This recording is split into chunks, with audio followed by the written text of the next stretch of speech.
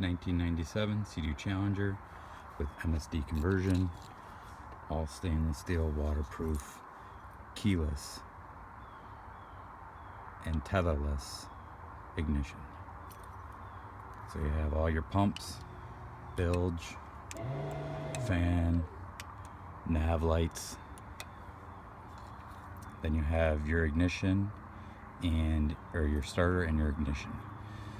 Your ignition is red on, after blue, push button to start, fires right up, shut it back off.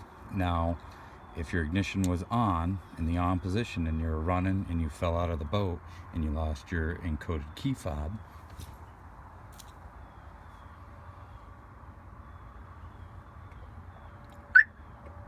the unit would shut off within that amount of time. So if you fell out of the boat, your ignition would be off and you could not restart.